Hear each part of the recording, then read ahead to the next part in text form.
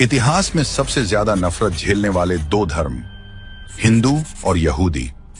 ये दोनों ही धर्म आज भी पूरी दुनिया में नफरत और झूठे नैरेटिव का शिकार हैं। लेकिन क्यों?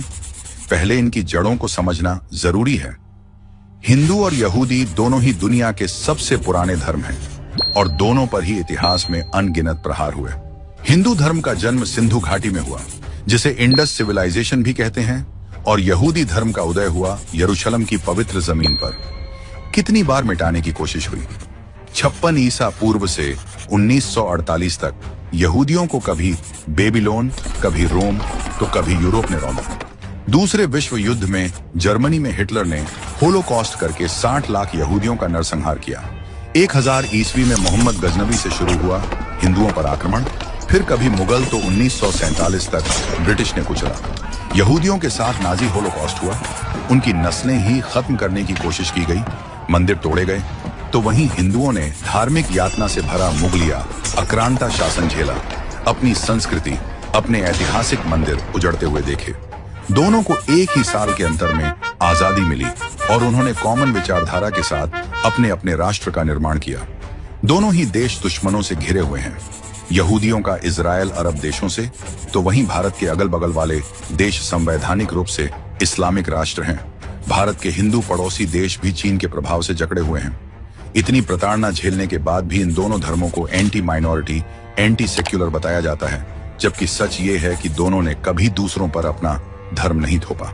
इन दोनों धर्मों का अक्सर उनकी धार्मिक चीजों की वजह से मजाक उड़ाया जाता है। हिंदुओं का कभी तिलक धोती या गौ माता की पूजा को लेकर, तो वहीं यहूदी को भी उनकी धार्मिक प्रैक्टिस, कोशर या धार्मिक मान्यता पर भद्दे मजाक किए जाते हैं। इन पर धर्मांतरण की कोशिश प्राचीन काल से हो रही है। आज इन दोनों धर्मों के खिलाफ दुनिया में भारी नफरत फैल रही है।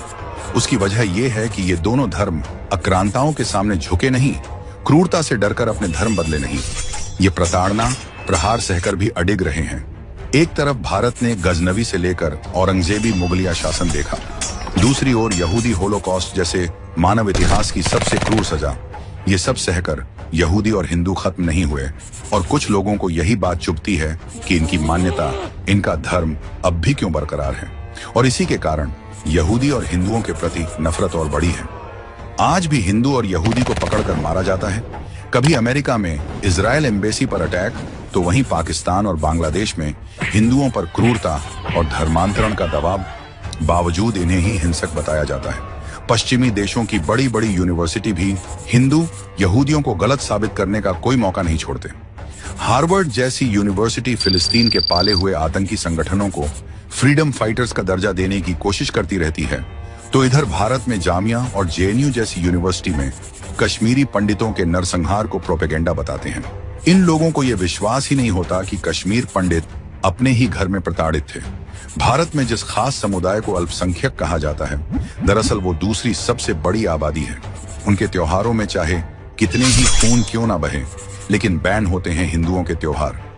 नफरत की एक सबसे बड़ी वजह है कि अब हिंदू और यहूदी चुप नहीं हैं। सालों से चली रही वो प्रोपेगेंडा की जंजीरों को तोड़कर वो अपने ऊपर हुए प्रताड़ना का हिसाब रख रहे हैं। वक्फ बोर्ड जैसी हिंदू विरोधी कानूनों का वो विरोध कर रहे हैं, तो यहूदी भी पक्षपाती संयुक्त राष्ट्र जो साजिश रचकर उनकी मातृभूमि को नकारने की कोशिश कर रहे हैं, वो उसके खिलाफ लड़ रहे हैं। और हिंदू यहूदियों के प्रति नफरत की यही बड़ी वजह है कि हजारों सालों बाद इन लोगों ने अपने धर्म को संजोए रखा हुआ है, कभी सरेंडर नहीं किया। अपना धर्म, अपने संस्कार, अपनी जमीन नहीं छोड़ी। इन्हीं दो आवाजों को आज भी कुचलने की कोशिश हो रही है। लेकिन अब न हिंदू झुकेगा, न यहूदी रुकेगा।